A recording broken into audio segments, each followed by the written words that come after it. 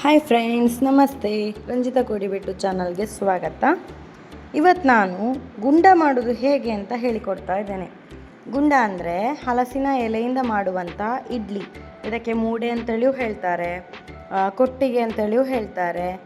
ನಿಮ್ಮಲ್ಲಿ ಯಾವ ರೀತಿ ಹೇಳ್ತಾರೆ ಅಂತ ನನಗೆ ಕಮೆಂಟಲ್ಲಿ ಹೇಳಿ. ನಾವಿದಕ್ಕೆ ಮೂಡೆ ಹೇಳ್ತೇವೆ, ಕೊಟ್ಟಿಗೆ ಹೇಳ್ತೇವೆ.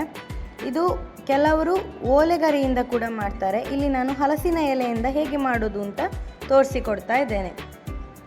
ಇದಕ್ಕೆ 4 ಎಲೆ ಬೇಕು. ಒಂದು ಗುಂಡ ರೆಡಿ ಮಾಡಲಿಕ್ಕೆ 4 ಎಲೆ ಬೇಕು. ಹಲಸಿನ ಎಲೆ ದೊಡ್ಡ ದೊಡ್ಡ ಎಲೆ ಬೇಕು. ಬೆಳೆದಿರುವಂಥ ಎಲೆ ತುಂಬ ಚಿಗುರಾಗಿದ್ದರೆ ಬೆಂಡಾಗತ್ತೆ, ಆಗಲ್ಲ.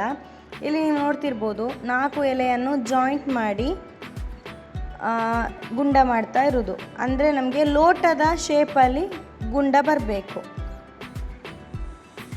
ಇಲ್ಲಿ ನೀವು ನೋಡ್ತಾ ಇದ್ದೀರಾ, 4 ಎಲೆಗೆ ನಡುವಲ್ಲಿ ಒಂದು ಪಿನ್ನು ಚುಚ್ಚಿ, ಪಿನ್ ಅಂದರೆ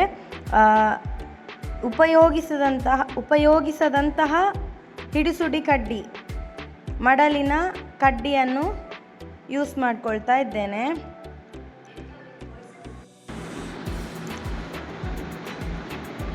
ಈ ರೀತಿ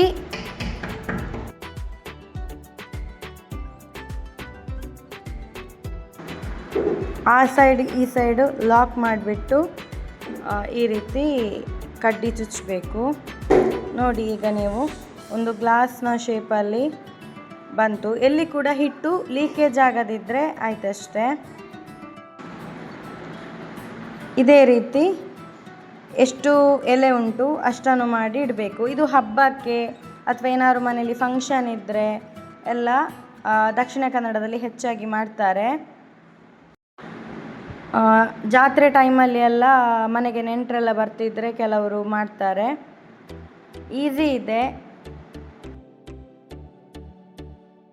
ಇವಾಗ ನಾನು ನಿಮಗೆ ವಾಪಸ್ ಮಾಡಿ ತೋರಿಸ್ತಾ ಇದ್ದೇನೆ.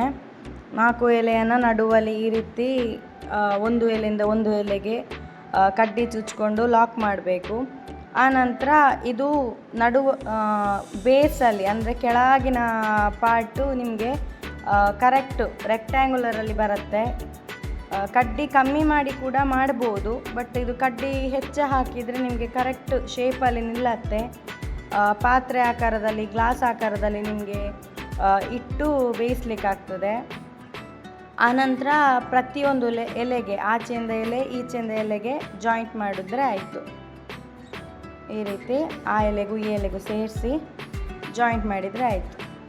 ಒಂದು ಬಟ್ಟಲಾಕಾರ, ಒಂದು ಗ್ಲಾಸ್ನ ಆಕಾರದಲ್ಲಿ ಬರ್ತದೆ. ಇದರ ಒಳಗೆ ಇಡ್ಲಿ ಹಿಟ್ಟನ್ನು ಹಾಕಿ ಹಬೆಯಲ್ಲಿ ಬೇಯಿಸಿದರೆ ನಮ್ಮದು ಮೂಡೆ, ಗುಂಡ, ಕೊಟ್ಟಿಗೆ ಎಂತ ಹೇಳ್ತೀರಿ ನೀವು, ಅದು ರೆಡಿ ಆಗ್ತದೆ. ಸ್ಟಾರ್ಟಿಂಗು ಎಲೆನೆಲ್ಲ ಕ್ಲೀನ್ ಮಾಡಿಕೊಂಡೇ ಮಾಡಲಿಕ್ಕೆ ಶುರು ಮಾಡಿ. ಗುಂಡ ಆದ ಮೇಲೆ ಇದನ್ನು ನಿಮಗೆ ತೊಳಿಲಿಕ್ಕಾಗೋದಿಲ್ಲ. ಸೊ ಎಲೆಯನ್ನು ಕ್ಲೀನ್ ಮಾಡಿಬಿಟ್ಟು ಆನಂತರ ಈ ರೀತಿಯಾಗಿ ಗುಂಡ ರೆಡಿ ಮಾಡಿಕೊಳ್ಬೇಕು. ನೋಡ್ಬೋದು ಇಲ್ಲಿ ನೀವು ಎಷ್ಟು ಮಾಡಿಟ್ಟಿದ್ದೇನೆ ಅಂತ. ಇನ್ನೂ ಕೂಡ ಮಾಡಲಿಕ್ಕೆ ಉಂಟು.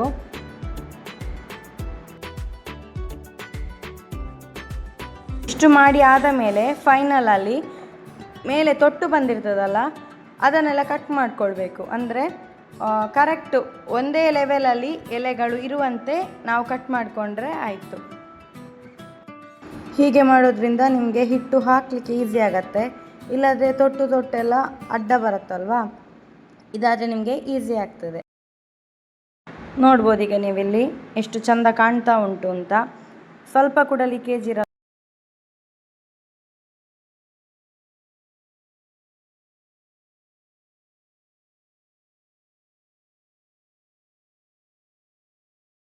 ಇಲ್ಲಿ ನೋಡಿ, ನಾವು ಮಾರನೇ ದಿನ ಇದರಲ್ಲಿಯೇ ಗುಂಡ ಮಾಡಿ ನಾನು ನಿಮಗೆ ತೋರಿಸ್ತಾ ಇದ್ದೇನೆ.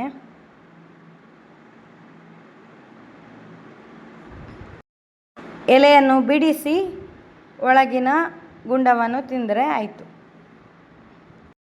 ನನ್ನ ವಿಡಿಯೋ ಇಷ್ಟ ಆಗಿದ್ದರೆ ಲೈಕ್, ಶೇರ್, ಕಮೆಂಟ್ ಮಾಡಿ. ಹಾಗೆ ಇನ್ನೂ ಸಬ್ಸ್ಕ್ರೈಬ್ ಮಾಡದವರು ದಯವಿಟ್ಟು ಸಬ್ಸ್ಕ್ರೈಬ್ ಮಾಡಿ ನನ್ನನ್ನು ಸಪೋರ್ಟ್ ಮಾಡಿ. Thank you.